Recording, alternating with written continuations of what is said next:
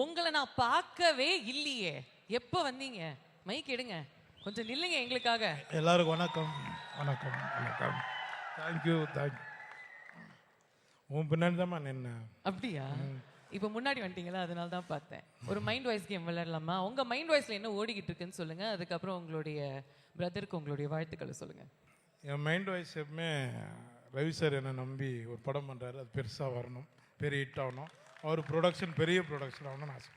கண்டிப்பாக நடக்கும். இப்படி நல்லவரா நடிச்சா மட்டும் என்ன, அந்த வாழ்த்துக்கள் கண்டிப்பா இருக்கு. அதை தாண்டி என்ன யோசிச்சுட்டு இருந்தீங்க இப்ப?